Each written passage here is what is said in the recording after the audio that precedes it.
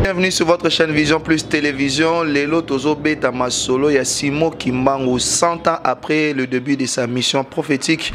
Le Congo Namboka, République démocratique du Congo, Aloba Makambo Ebele. Quel était le but de sa mission? Quels sont les messages prophétiques au Aloba le Congo Namboka Nabiso République démocratique du Congo? Nayango Lelo Lisusto Yami Ponabino Ndeko Bolinga Kamingi, Oya Beta Kamasolo ya Mboka Pe, a Beta Kaba révélation, Oya caché na sima message, il y a prophète Simon Kimbangu Nengo King. Une fois de plus encore, la chaîne Amino Vision Plus, Ndeko King, bonjour. Bonjour Papa Trésor, bonjour Navalandinio sur la Vision Plus Télévision. Oyo depuis un certain temps, Bazolanda Biso, Tozo Lobela et Tumbamboka Congo, pour nous libérer Mabelo Bakoko Batike la Biso, et les lois journée spéciale pour Nangaï. Vraiment, il y a Essengo Makasi Oyo, message à Mboka Congo et Pesamana, Mvuluzi Kimbangu, Oya prophète, il y a le poso Moïndo, Oya Yaki pour la libération à peuple noir. Ok. Aujourd'hui, 100 ans après, d'abord, qu'est-ce que nous pouvons retenir de la mission Yassimo Kimbangu na Mboka Nae Oyo, République démocratique du Congo? Donc, autre qu'il faut retenir d'abord, faut l'homme congolais à comprendre la valeur naïe. Faut qu'on a mesure, il faut valoriser d'abord la propre culture na biso. Oyo ancêtre na biso batika oyo basalelaki futo zonga na origine na biso eska ndeko trésor a utaki eska nga na utaki to zonga na origine otokoki ko retenir yango parce que Simon Kimbangu awazo senga biso to valoriser ba culture na biso to kotanga ba différentes prophéties moko ce qui tend et ko permettre biso ya ko interpréter nyonso to ko interpréter oyo kozala nécessaire futo zonga na originalité na biso. Tout le monde a adopté les lots, ba costume, ba cravate, au biso toujours adopté. Tout zonga retour, n'enge fait mon bout à l'obaka retour à l'authenticité. Faut tout zonga donc faut tout retenir la date alléluia. Ok. Si nous devons parler de prophétie, il y a Simon Kimbangu, ba prophétie est tellement belle, mais ba prophétie tout le bela aux autres la ming sur Mboka. On peut commencer par lesquels? Bon, d'abord, on a une bandana spéciale Simon Kimbangu, Otozo Lobela, Lelo Simon Kimbangu, Ofubat Baeba, Azanani, Lelo Toza le 6 avril 2021. Ndenge moko na 1921, Simon Kimbangu, Abana ministère nae, na guérison, il y a une fille, Oyo Abzaki qui souffrait na maux de tête, et Simon Kimbangu a prié qui ponaye, Azwaki guérison, et za mukolo Abana ministère nae. Le 6 avril 1921, de Abanda ki Moussala et après ça bah différents messages pour Mboka Congo autozo tanga tout à l'heure prophétie à 1944 Nini Aloba pour la 4e président prophétie à l'édit septembre Nakimaza donc tout makamunio sur Simon Kimbangu Aloba tozo tanga prophétie moko et puis to interpréter yango comment Ekoki Sami tout le monde a aussi prophétie à Minembwe comment Simon Kimbangu Aloba déjà fait ça révélation nango ke Mboka wana parti wana ekokota na ba désordre wana to komona yango nini aloba et batu nino bazala déjà ciblé na kati kuna parce que Congo est un pays moko mystère o batu ba comprendre to komona prophétie moko to attend ya ko interpréter yango. OK na makama minebe boza na kati ya prophétie Simon Kimbangu oza sûr ezali frère King ayakate verbalement boité na yakana ba soubassement na ye tozui mukanda moko tozui révélation moko parce que na yaka opesa ba prophétie o batu bazo imaginer vaguement te ke olali obandi ko imaginer non na zui révélation o nzamba o lobelanga et ensuite abandi ko lakisanga maintenant ba accomplissement na yango ba soubassement ndenge bazuzi balobaka ba soubassement oyo ezo fonder message wana oyo ezo pesa appui na message wana tout comme na Bible tout comme na kataba prophétie oyo Simon Kimbangu atika. Donc c'est comme ça. OK, nous commençons par la prophétie de 1944. OK. Qu'a-t-il dit? Prophétie à 1944 Simon Kimbangu azoloba boye na lingi totanga yango ensemble ce qui peut olingi otanga ngana ko interpréter pour osala sir na ona zoloba comme l'autre fois et osala bien. OK. Prophétie il y a 1900 le 17 juin 1944. Yango wana dans la prison d'Elisabethville. OK. Et bandi awa. Voici en résumé, donc porte-parole Nabino. J'ai lu la prophétie. Voici en résumé cette prophétie. L'indépendance du Congo en 1944. L'indépendance du Congo. En 1944, Simon Kimbangu avait dit à Papa Kiantsumba que le pays sera libre dans 16 ans. Okay. Donc 44, 16 ans, ça veut dire 60. Okay. L'homme blanc abandonnera tous ses biens et rentrera chez lui. Le premier chef d'État, il prédit que ce dernier sera un homme digne, modèle, exemplaire et respectable, mais il ne finira pas son mandat et sera empoisonné. Le deuxième chef d'État, il sera un grand voleur, destructeur et détourneur des biens publics sous son règne. Avant de continuer, on a le deuxième chef d'État, Nalingi Sikoyo, Tozonga Awa, na Ebandeli. Alors, le pays serait libre dans 16 ans. Nasima, il y a 16 ans de Mboka Nabiso Congo qui indépendance. Ndenge moko na temps oyo, fallait chiffre 16 et s'accomplir pour to soit indépendance. Chiffre 16 on attend Tolobaki histoire il y a l'actuel président Otozanaye na l'ancien président Nandeko Kamere oyazana prison, to mona ki pesa ki biso chiffre 16. Tant chiffre 16 on koki, maintenant Congo et ko soit indépendance nango. Sur le plan spirituel. Donc c'est-à-dire Kamere Kabila Tshisekedi. Vital est en 5 lettres. Okay. Et Félix est en 5 lettres et PCBiso 10, Joseph est en 6 et PCBiso 16. Okay. Donc 4 physiques, 4 spirituels, na médiateur azaki na 4 pour na Aurélie ba 4 wana, et PCBiso chiffre 16. Tant ou chiffre wana koki et comme maintenant tant il y a indépendance, il y a peuple congolais sur le plan spirituel parce que le plan physique il y a ngoto zoaka en 1960. Mais si ko futo zoa indépendance spirituelle, oh l'homme noir a mort spirituellement. Ou peuple congolais a mort spirituellement. Jusque là, on a compris que faut comme libre. Il y a que défendre mboka na ye. Au lieu de tika na ba insulte, ba biloko moko eza kinitili. Ozolo ba frère King que le peuple congolais n'est pas libre mais surtout talibi anzo bunda pe pona yete mais on voit c'est comme si mama kaniseza batu ba okanisa batu bazolo batu bazo pesa makanisi pe atalo mboka pezo kene liboso apparemment malgré que s'il y a pas de tortue mais nous avançons quand même. Comment vous donnez ces allégations que le bakete nous sommes morts? Toujours avancer par rapport à ni. Sur le plan politique na noko yebisanga toujours avancé par rapport à quoi? Congo, les lots les 6, lobby et les 5, n'a pas ça message moko pour l'Assemblée provinciale. Na concert na yo pe na souhaité joyeux anniversaire et ser na biso consulat ou azo fêté anniversaire na ye lelo abotama lelo mukolo Simon Kimbangu banda ministère na ye ayambanga na plateau na ye na zolo basir bato nzamba rejeta atunanga kut oh donc na président de l'Assemblée provinciale ya ville Kinshasa nzamba rejeta na yebisi oui. Lobby Tolanda qui mention, Villa Kinshasa est géré comment? T'as là-bas inondis, t'as la gestion de Villa Kinshasa, alors ça la ligne comme serviteur dédié. Pour na reconduire pour na ba motion concernant gouverneur, bazo ça la ligne, rien du tout, ça va reconduire par la corruption. C'est par la corruption, c'est ça le Congo. Bon, toujours un bon message prophétique à Simon Kimbangu parce que surtout côté makamba politique ana mutu pas si penda lelo. Toujours un makamba Simon Kimbangu. Alors le premier chef d'État, à cause de la mouton calme. Parmi les chefs d'État ya Congo, ceux qui ont un mouton ya Ibata infranté, c'est Kassavubu. Ok. Kassavubu a Iba est l'autre côté, à Tambousa Kimboka et à Silisa qui mission a été. Silisa quitté, mandat et silaté, à Zongi, na village Nantal naye, et tant à Zongi Kunandeska qui n'a pas par coup d'État. Le deuxième Oba Ekoloba, à cause de la voleur, ceux qui ont continué à Souka Awa, na ligne vraiment. Au continuer, Yangoana, pour bandeko ba comprendre, nini et que s'est passé et bandiwana. Les enfants seront dépravés, ils ne respecteront pas leurs parents. L'économie du pays va sombrer, il y aura beaucoup de voleurs dans le pays et le peuple sera plongé dans la misère noire. Ce président-là sera totalement rejeté par le peuple et il sera chassé du pouvoir.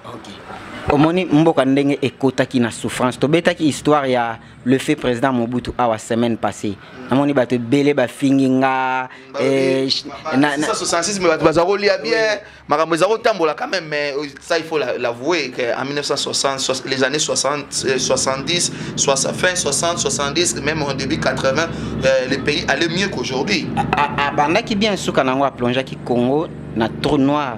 S'il faut coopérer avec les diables pour que les Congolais restent unis, je le ferai. Tant que Salika Pactuana, des places à Bandi Makambounion sur Mabé. Au début, tant que Azaki na idée wanati, Atamusaki Mboka bien. Et quand on a ceux qui Mobutu, et les locaux Moko Nzamba Olimbisaye, on a continué au Bundanango, unité nationale. Comment ni? Et les locaux Moko ya Mutuya ou Atike la biso. On a un Salaki Pax na diable. Il y a une unité nationale. Et locaux wana ou Atike la biso. Futo zonga ba Congolais to se réconcilier. Mais a baby samboka.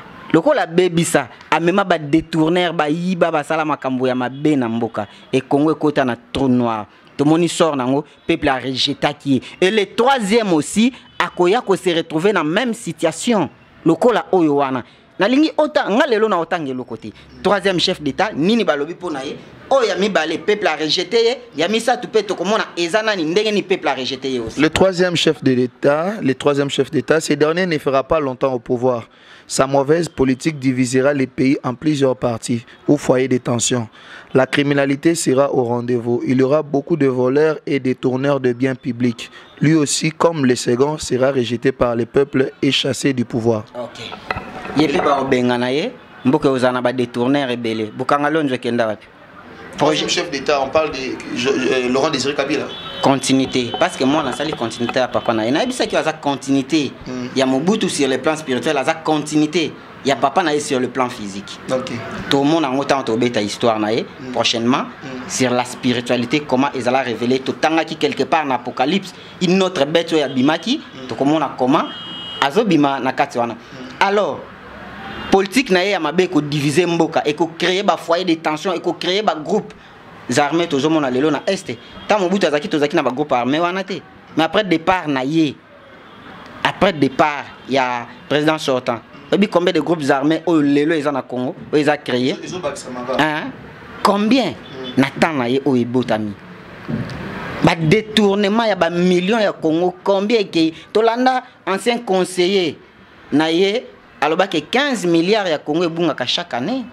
Ebungaka. Et oyebi o affaire kuluna o na Kishasa ndenge botami. Donc et commis na mitu ya batu nyonso tout le monde ezala batu bazo kumba mitu ka donc batu nyonso bakoma otambola ka lokwa maboma et matisi tension ya batu et ensuite il est pas cause à la rejeter loko la seconde. Pourquoi? Parce que ayaki ko zongi sa même idéologie pour comprendre que c'est la même personne. Yango balobi yami balena misa to ba la rejeter de la même manière. Justice peut travail wana yaki ko zonga yenda ko zongi sa c'est la même personne. L'incarnation yango moni alobaki azangaki 15 personnes. Tant comme on a histoire na eto mona comment azangaki 15 personnes. Pourquoi azangaki 15 personnes? Tokota la tant to bando beta histoire na ye na ça sir au début ya semaine prochaine. Alors à cause de la rejeter atika ki pouvoir na bonne volonté tende bato lo soki ezaki na volonté na ya linga atika te. Donc pour akende fallait aussi mukende asala nini akufa o lelo to moni ba procès pour na lobaka yango c'était le 8 mars jour papa na plutôt le 8 janvier jour papa na biso Edi Kapen na bima na prison na loba yango qui va remplacer Edi Kapen na prison et na Congo mon pays libre TV ba o balingo tala nani na ko remplacer Edi Kapen na prison nani na ko remplacer na cha point d'interrogation nani na linga ko citer révélation na lobby na cha point d'interrogation révélation et bimisa qui va remplacer Edi Kapen na prison. On parle de qui? On parle d'un président, d'un homme politique. Nous étions encore menés au Koya. Grand Baoba. Ok. Donc, nous avons vraiment trop caché par rapport à la révélation qui va remplacer Edi Kapen na prison, c'est-à-dire ba adepte nan ba kobanda kokende. Ba descendant ba bandi kokende suka nango Baoba menés au Koya. Okay. Alors, à cause de la rejeter, tant à cause de la rejeter, aussi Mukendi, Akenda, déjà Kapangala, Akenda, donc ezala qui na volonté était, fallait toyoka église catholique chaque 19h babanda ko beta ngonga, mba pour ça la nini, pour Akende. Ezala qui na bonne foi na été. Et maintenant concernant le quatrième, makamni na joloba. Le quatrième chef d'État, homme très calme et discipliné, il aura une tâche très difficile pour regrouper les pays et mettre fin au foyer de tension. Il sera aidé et aura beaucoup d'argent pour reconstruire le Congo qu'il dirigera avec probité. La sécurité sera garantie pendant son règne, le Congo sera prospère. Je crois et ceux qui en ont continué. Ok, et ils ont continué, ils ont continué de ceux qui en ont. Il n'y aura plus d'esclavage, chacun découvrira ses véritables origines qu'il rejoindra immédiatement et librement. Ok. Maintenant, surtout, Zoni Balobi, un homme très calme. Au moins, esprit à Kassavubu, depuis la prophétie Totangaki, homme calme. Tangu, Tshisekedi na zo continue c'est lui le quatrième. Aïe na pouvoir premier voyage na ya Salaki. asaki ni azwaki mbongo azongi na trésor public ndenge Kasavu babanda ko sala. Donc akozwa esprit ya mutu moko azwa esprit ya Kasavubu ya kubanda ko zongi sa mbongo. Aye kozwa esprit ya Laurent Kabila ya service national ya ngwana omone asali nini afongo libilanga service national. Aye kozwa esprit ya nani ya papa na biso fait Mobutu ya unité nationale asali union sacrée fois sangisa batu nyonso wana. Donc esprit ya batu nyonso wana yefu a incarner ngo. Et mboka eko zala na mbongo ebele na temps na ye mbongo wana moni ba voyage diplomatique nyonso salaki. To komona ngo aussi na Bible comment et comment mais ni ne zo bloqué jusque là parce que na comprendre le véritable message à Congo. Et à entouré na ba faux prophète. Tant akoyoka message à Congo, c'est là à libérer Congo. Mais tant qu'il y a un message à Congo, rien ne va changer. Nzamba kopé sa vision pour na yo appeler ce message. Atika la fidèle a changé na été. Mais ce que ça les vision na malamuté. Et au Kenya na yo nanzela mususu. Il y a prophétie 1944 sur les quatre présidents. Après cela, quelle autre prophétie parce que la prophétie marquante, disons. Donc, la prophétie marquante, Tozongi Azolobaboué. Il faudra une longue période pour que l'homme noir accueille sa maturité spirituelle. Donc, et qu'on soit biso tango moulaï pour moutou mouindou, azwa conscience ya bomoto naye. Lelo nayaka wa chaque fois toujours ça la émission na yozo ya manga moyebi batu kombe bazo finga ngai po ozo yebisa batu kaka eloko yo eza pour intérêt na bango peut-être nde naza na lobango jour et nuit nayaka na ba moyen nanga na futaka transport nanga eza na mutu moko ta pesa nga même 50 francs et nazaka na taya osenga ngote pe na osenga kate. Mais maturité spirituelle, maturité aux Olobana, les peuples noirs prient beaucoup. Il y a plusieurs églises, les gens prient vraiment. Hein, frère? Sorokia à 18h, 19h, c'est presque partout. Il y a une église, un mosquée, je ne sais pas quoi. C'est pas au Sambe là. La Bible est au fond, là, tout le monde a ma Bible. Tu prier, nani. Tu prier nini, tu prier comment? Et dans la place, moi, on a mon kanda matia. Nzamba Zoloba a exaucé ba prière na bisoté parce que tout semble la mabe. OK? OK. Pour tout semble la mabe, bo semble la mabe do moyen Nzambe a exaucé ezate. Tout semble la nani. Prophète Simon Kimbango alobi boyi. Na chaque race Nzambe apesa bango mutu. Hein? Oya ko guider bango. Chaque race Nzambe apesa bango langue na bango. Oya ko servir bango. Rapport moko na Nzambe po baye ba ko dialoguer na Nzambe ko partager biso to sambela Nzambe wana modèle ni azolo bato continuer ko tanga Bible awa kaka na Bible ndeto kanga muto yo ayela ki Bible wana ba comportement na ye ba agissement na ye ba criminalité na ye nyonso bazo sala na Afrique ba bisi biso errer l'homme noir plutôt errer les pauvres car les royaumes de Dieu eza pona ba pauvres. Mais pourquoi bango bazo yiba ba minerai Afrique? Pourquoi bazo yiba biloko ya Afrique? Ce qui est exactement le royaume de Dieu eza pona ba pauvres. Donc ce sont des choses où il faut comprendre. Il faut comprendre. Parce que parce que nan tozu maturité na bisoté. Tant to ko zonga ndeko trésor ayeba origine na yende na lobaki ne bandeli. Oyeba origine na yo o uta wapi ba ancêtre na yo ba banda o sala ni. Net nga ba koko na nga bazaki ba forgeron. Oyebi ke na kenda tina village nantal na ngai. Ko luka les vraie histoire ya ba ancêtre na nga ligne na biso bandi wapi koko na nga uti wapi ba uta wapi ti. Il est là, Kazana Simakuna, est-ce que oui, moi la mino. Simon Kimbango Zoloba quelque part awa enseignez à vos enfants vos langues maternelles. Wana kutuna Kishasa baeba ngota pa baluba ne balakisa bana na bango munoko. Apa baluba vraiment papa baluba vraiment félicitations coup de chapeau mais ba Congo ba misu banani bangala bon to binga ngala balubaka lingala mais allo bela biso kimbuza allo bela biso. La génération du Congo perdra tout. Elle sera embrouillée par des enseignements et des principes moraux pervers du monde européen. Les générations du Congo vont perdre, vont l'embrouiller. Est-ce que moi, je langue et pas absolument la garantie. Et pas biso baluba vraiment wana pas na biso vraiment nazolzong nango papa baluba coup de chapeau pour na wana vraiment bana beto amukasai coup de chapeau vraiment côté na mais côté na bino ndete côté na bino ndete frère ngana le barasiko minoko nyonso Congo motozo kende na opesa message na chaque langue toloba konga pena loba nyonso malembe to kinera to bana non continue penza continue ngwa lobini pervers européen mavanga mabisimputu mavanga mabisimputu désordre ya babamindele OK elle ne saura plus les principes matériaux de ses ancêtres. Elle ignorera sa langue maternelle. Alors je vous exhorte de ne pas négliger ni mépriser vos langues maternelles. Il faut les enseigner à vos enfants et à vos petits-enfants, car viendra un temps où les langues des Blancs seront oubliées.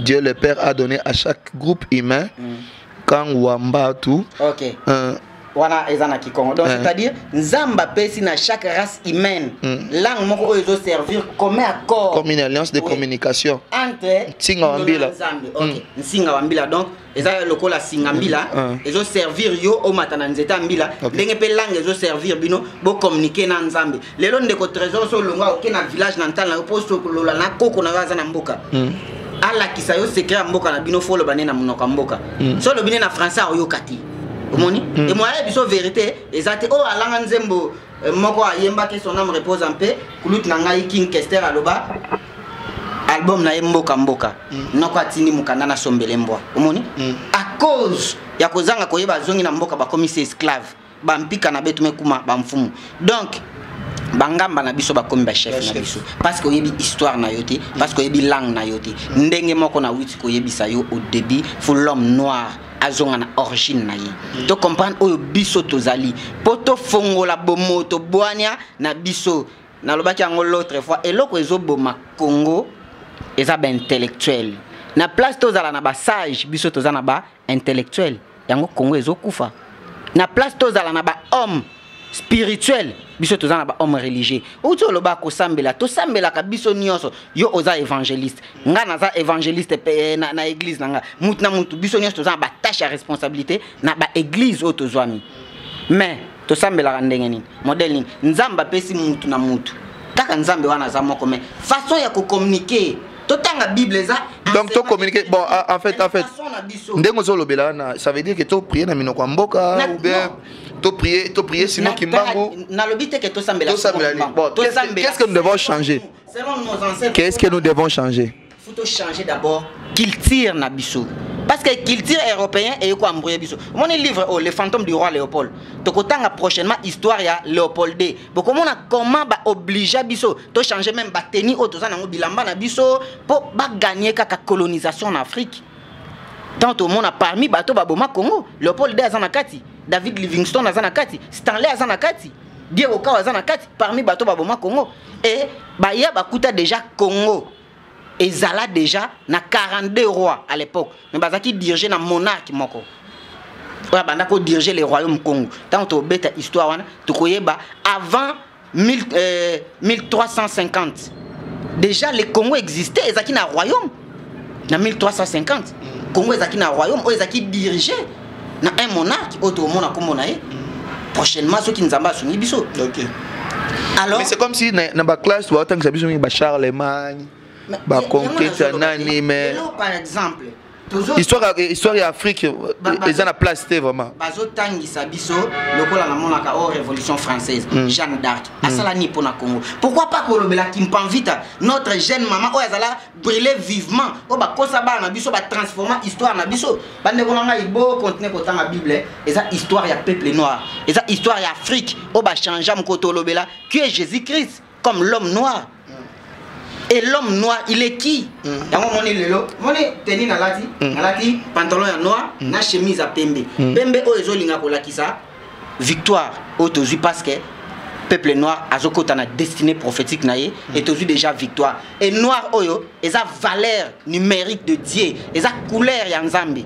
Dieu est noir. Ah, likama Dieu noir anande frère King. Si ba message belé auto kolobela prochainement, kolobela histoire ya ndeko Joseph Kabila, comment aza héritier. Il y a Joseph Désiré Mobutu et prochainement to kolobela histoire il y a les criminels, le diable en personne, Léopold II. l'antichrist biso funa pese ba kombo nyonso les sanguinaires o balobela kayete bazala wana ka pona kolobela Hitler comment aboma 10 millions d'Européens wana nde balobela mais Léopold de oya aboma plus de 15 millions de Congolais oya kata maboko bakoko na biso ba ancêtre na biso qui en parle de ça nana lobela histoire oyo qui en parle de ça personne nana lobela ngo. Bon. Plus de 15 millions d'ancêtres Nabiso. La réalisation nous dit, il nous reste avant combien de temps là-bas? Il nous reste 5 minutes. Il nous reste 5 minutes. Fucking Lelo. Si nous devons cheater, il faut toyer bas. Na o etali ba prophétie. Il y a Simon qui me parce qu'il nous reste 5 minutes. TV Zangomba. C'est belé à coup toujours l'oroté. Bon, ça ce n'est que miette. Makamba minembo total ya ngote comment. Yango ne place na zo yoka. Yango ne tozo zonga poto lobela likama minembo wana parce que minembo likamwana et pesi biso pasi mingi mais nzoka za rappeler la prophétie. Awa alobi il faudra une longue période pour que l'homme noir accueillir maturité spirituelle naïe. Si on a mukanda où il y a 4 frères messagers de Mbinza. Na prophétie à 1978 balobanin. Yoka tozwa message à 4 frères messagers de Mbinza awa. Na 1978. Na 1978. Sir Minembwe. Non, Sir Minembwe te. Sir souffrance ya Congo. Bazolo baboye. Ceux qui okotanga pour bandeko bazana banda ko balanda biso ba comprendre nini baloba ko banda wana. Ah ouais. Bon. OK. Ici. Bon, yo bungisa déjà le quoi Minembwe parce qu'il comme Minembwe nande. Makambo Minembwe. Natanga o nyonso. Ouais. Non, une partie seulement au moins la place ba ceux qui wana. Bon, je pense que je peux lire. Il s'agit ici des signes qui doivent précéder l'accomplissement des prophéties faites par Dieu. Il nous a dit avant l'accomplissement de toutes choses, dit le Seigneur, votre pays traversera une période extrêmement difficile et dure, au cours de laquelle plusieurs mourront. Okay. J'ôterai de votre pays tous ceux qui s'élèveront pour empêcher la réalisation de mes desseins. Ok. Ok.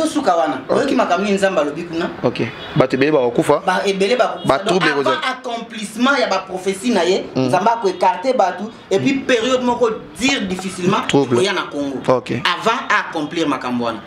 Donc plusieurs documents awa na mukanda oyo comment Simon Kimbangu azoloba awa le premier 9 2016 la fin du ténèbre. Tout le monde qui a l'autre fois. Okay. Donc en 2016 souffrance à Congo et Soukadi. Tant ba chiffre wana nyonso koki. Mais 2016 moi ça accomplir exactement parce que pesa biso signe de tenter. Fallait tout comme en 2018 tout le monde en autant to lobela histoire ya Mobutu na Joseph Kabila comment ezobim c'est la biso et là comment sur la spiritualité et awa maintenant na lingi vraiment na laksa bandeko place au bozomona balakisi ba signe bilembo zawana et tozotanga JKV elingi koloba nini toko définir prophétie oyo ya JKV ezopesa biso nini et comment projet ya balkanisation minembo salama déjà.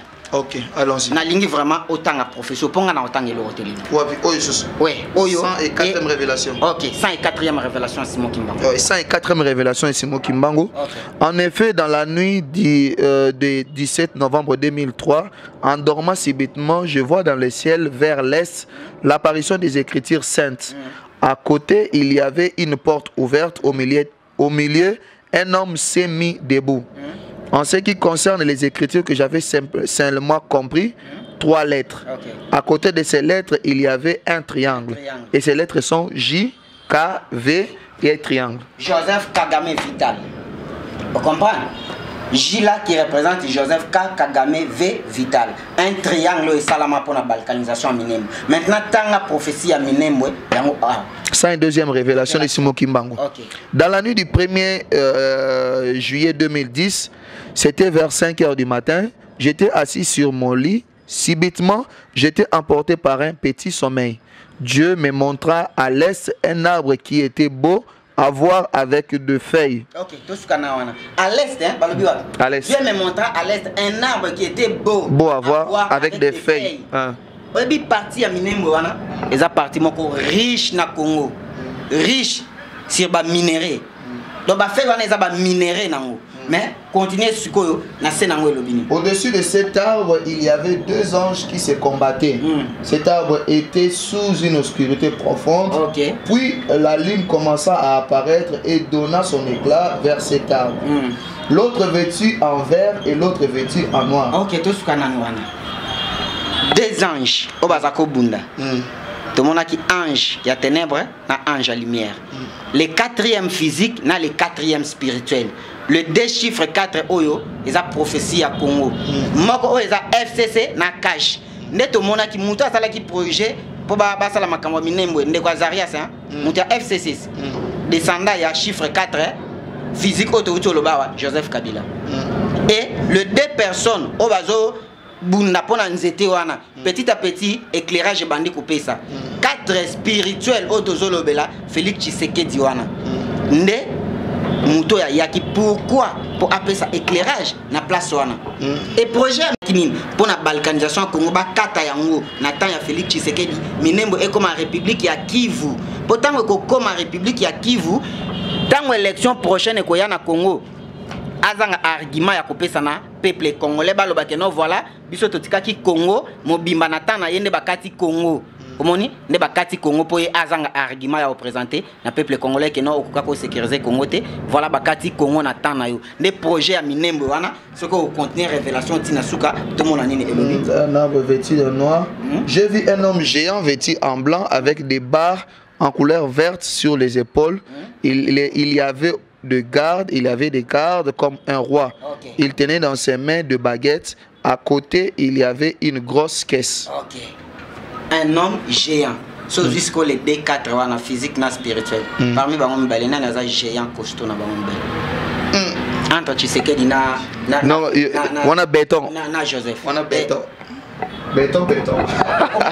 Ngana lobité tozotanga ngana peki ngwa somo kaka donc yo oya géant donc Pachi c'est pas moi ah c'était dans c'est comme ça na la kisa batu histoire ya kombo ya béton et uta wapi j'espère pour quand ça la biso mabe mais tozongi la nyonso wana oui tolobela yango vie réalisation ndenge kendaki émission ezaki donc comme na béton et uta pe na Bible nyonso prophétique awa maintenant na c'est to moni comment et la kisi bato Joseph Kabila otomoni awa tango azui pouvoir ndebo moni ba créer ba groupes armés nyonso ezana Congo tant ba créer ba zui Bosco Tangana na armée congolais wo mais tandis que kuna bazo réclamer sujet rwandais ba eko zwa oyo mususu nani oya awiti ko tika biso awa oyo Delphin Kayimbi donc abandi ko zwa hein ba komi ko intégrer ce qui ka ndeko trésor abimi bazui na armée congolais wo bisengema commissaire général à la police wo donc babandi kozwa ba komi ko infiltrer armée congolais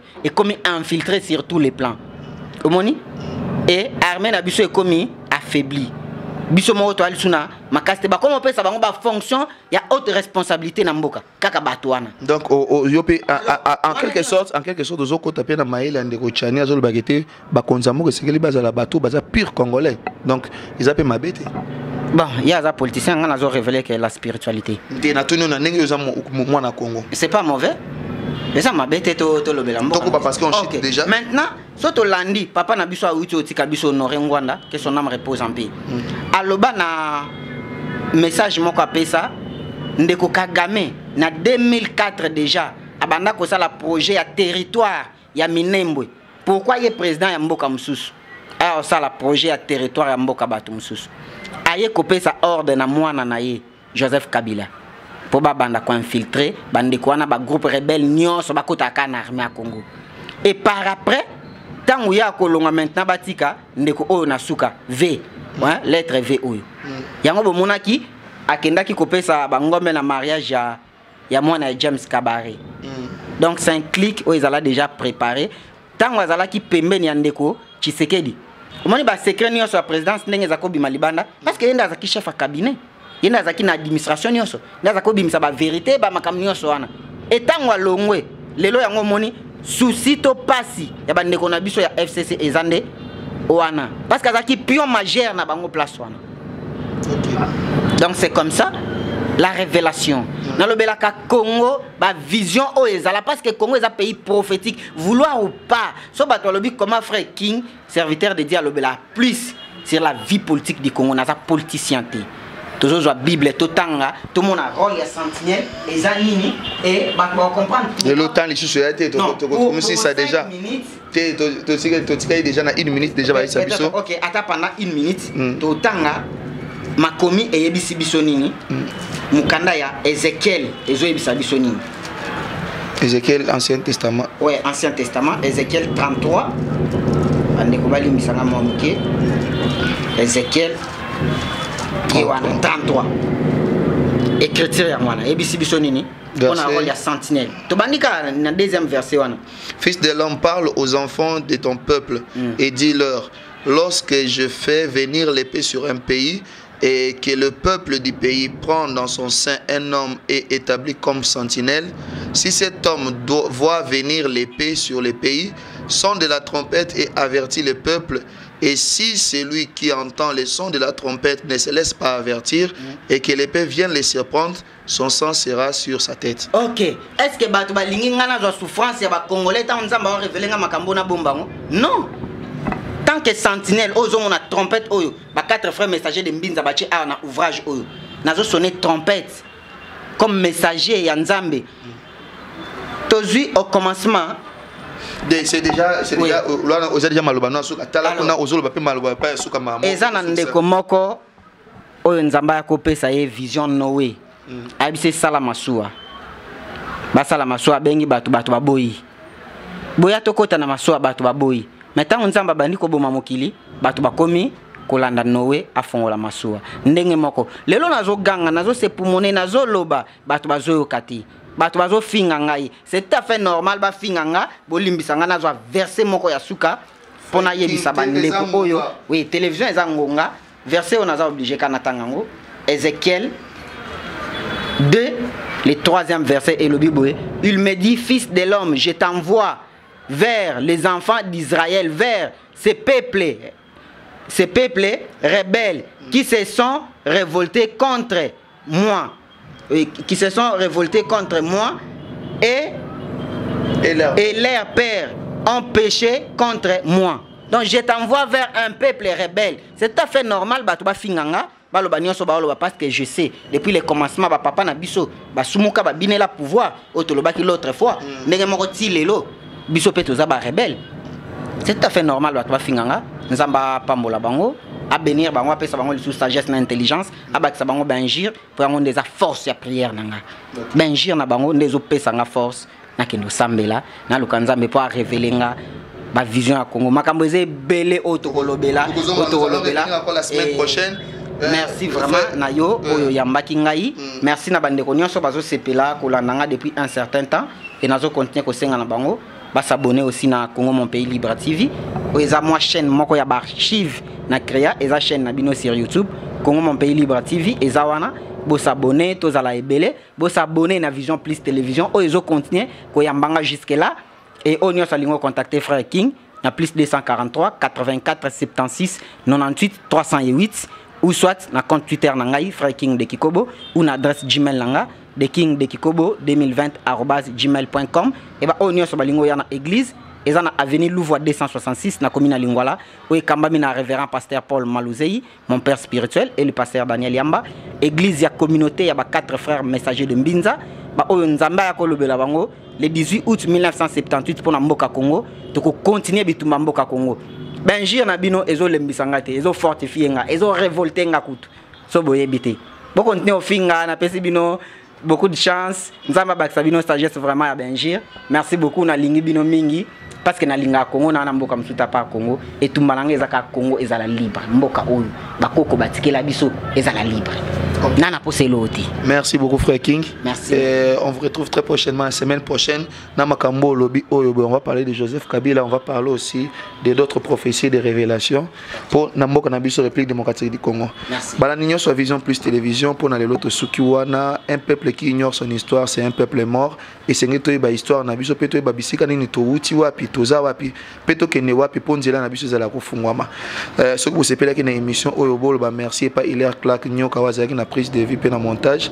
Merci na grande équipe Nyonso ya Vision Plus Télévision pour nanga na kutani na bino na numéro mususu na esengo moko entre temps bobosa na te aimer liker partager émission ba suggestion ba message na bino pourquoi pas ba proposition na bino tozo zela ngo na numéro ezo le kana setando yeke na bino. D'ici là portez-vous bien nzamba bate la biso bonne fête na ba nyonso baza ba kimangiste 100 ans ce n'est pas peu de choses to kumisa nzambe pona oyo asena simo kimbango. Ciao, à la prochaine.